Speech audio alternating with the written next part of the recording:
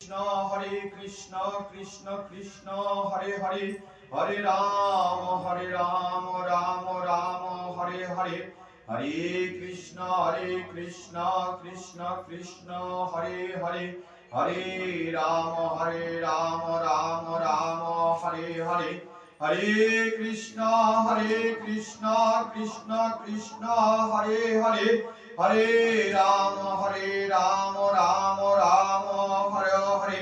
সর্ব ভক্তবিন্দুকে করি নমস্কার, সকলের পদরেণে দেব মস্তকে আমার। জয় জয় নিতাই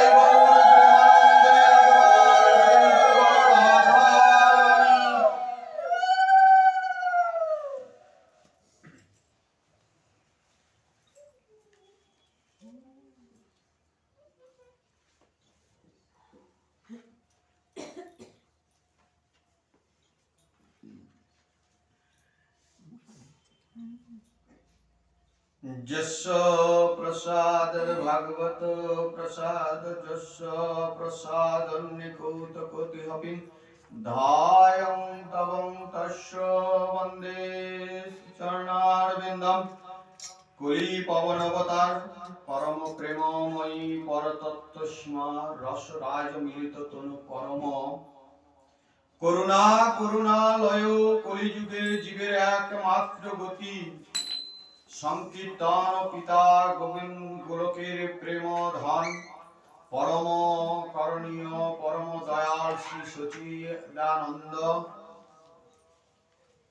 নিতাই চাঁদের অনুকম্পায় শ্রী গুরুদেবের রাতুল চরণে দণ্ডবত প্রণাম পূর্বক এই দামোদর মাসে একাদশী ব্রতকল্পে একাদশী বাসরে হরিকথা শ্রবণ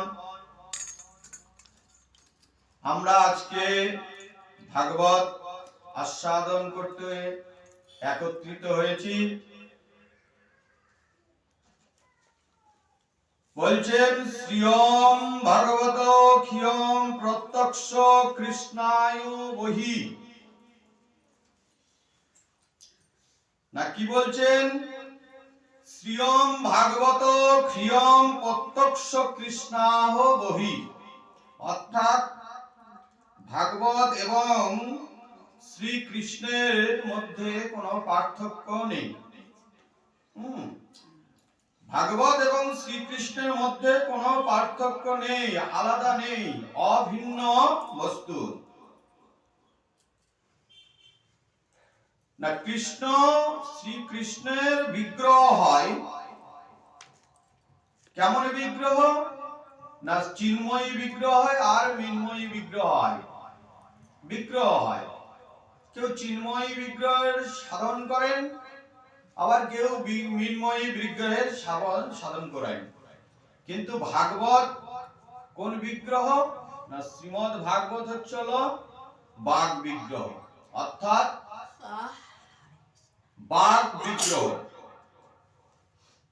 এই যে বাগ বিগ্রহ শ্রীমদ ভাগবতের মধ্যে পাতায় পাতায় শ্রীকৃষ্ণের নাম স্মরণ করা,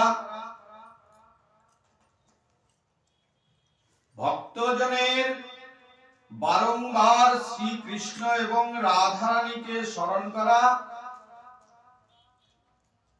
এইটাই হচ্ছে না শ্রীমদ ভাগবতের মূল ধারা। ভাগবত শ্রবণ করব, বারংবার আমার গোবিন্দের এবং রাধারানীর যত লীলা আছে সেই লীলাগুলো আস্বাদন করব, সেইগুলো কর্ণ দিয়ে হৃদয়ে গিয়ে স্পর্শ করবে। কর্ণ দ্বারা হৃদয়ে গিয়ে স্পর্শ করবে। এতে কি হবে? যে না মনের যে মলিনতা, সেই মলিনতা দূরীভূত হবে, পরিষ্কার হবে। তাই বলছেন কি না গোবিন্দের যেমন চিন্ময় বিগ্রহ হয় আবার মৃন্ময় বিগ্রহ হয়, তেমনি ভাগবতটাও হচ্ছে আমার গোবিন্দের এক বিগ্রহ স্বরূপ। কোন বিগ্রহ স্বরূপ? না বাগ বিগ্রহ স্বরূপ। এর মধ্যে আছে কি 12টি স্কন্ধ আছে, 335টি অধ্যায় আছে এবং 18,000 শ্লোক আছে। কি আছে না 12টি স্কন্ধ আছে, দ্বাদশ স্কন্ধ, আর 335টি অধ্যায় আছে এবং 18,000 শ্লোক আছে। আমার গোবিন্দর যে বিগ্রহ আছে সেটি হচ্ছিল সচিতানন্দ ঘন বিগ্রহ, সচিতানন্দ ঘন বিগ্রহ, সচ্চিত আনন্দ। এই যে সচ্চিত আনন্দ, সৎ অর্থাৎ সত্য, এই জগতের যা কিছু আছে সবই মিথ্যা, শুধুমাত্র একমাত্র গোবিন্দই হচ্ছিল সত্য, অর্থাৎ ভগবানই হচ্ছিল সত্য। শঙ্করাচার্য বলছেন যে জগৎ হলো মিথ্যা, ব্রহ্ম সত্য। আর মাধবাচার্য বলছেন যে না, জগৎ সত্য, ব্রহ্ম সত্য, কিন্তু আমার গোবিন্দ যে আছে, গোবিন্দ হলো আদি সত্য।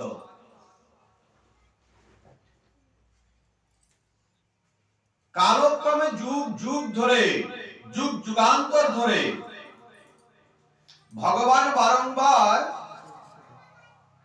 আবির্ভূত হয়েছেন। সত্য যুগেও হয়েছেন, ত্রেতা যুগেও হয়েছেন, দ্বাপরেও হয়েছেন, আবার কলিতেও হয়েছেন পবন অবতার রূপে।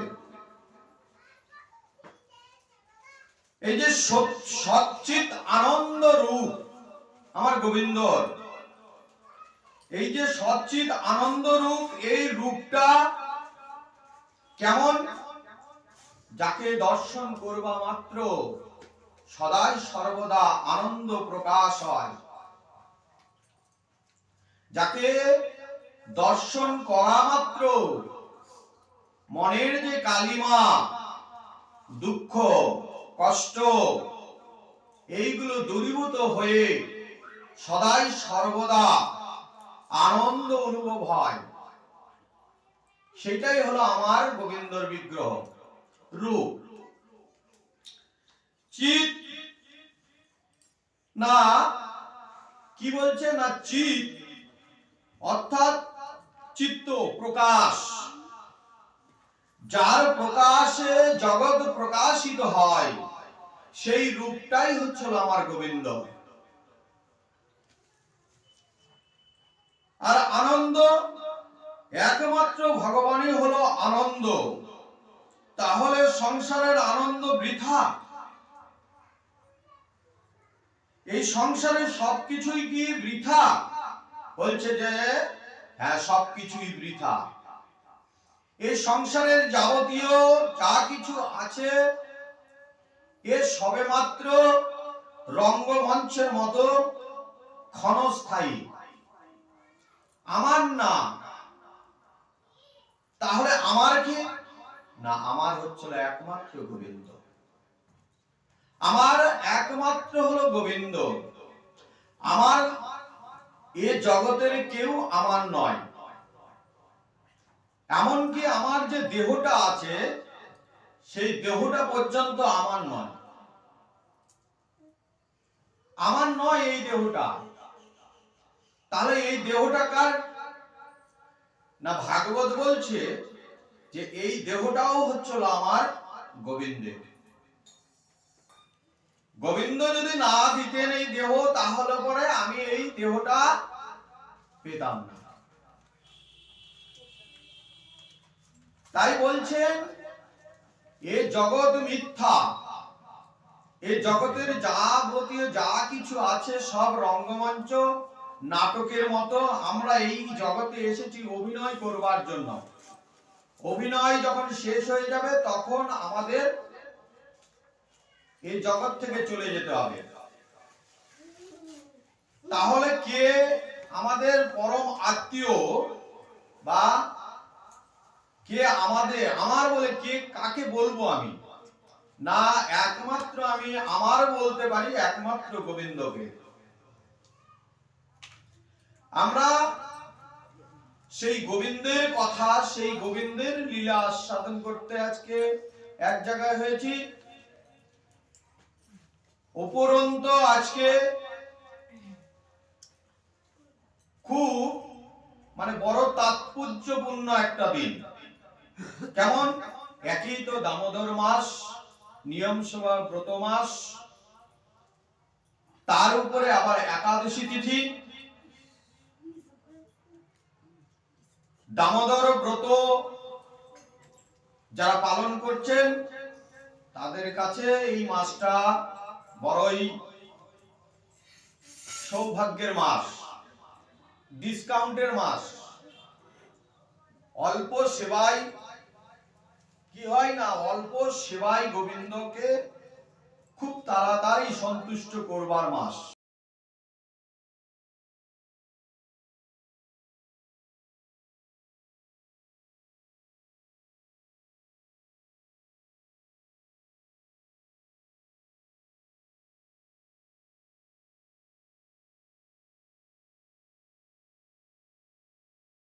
সাবস্ক্রাইব করে পাশের বেল আইকনটি অন করে রাখুন।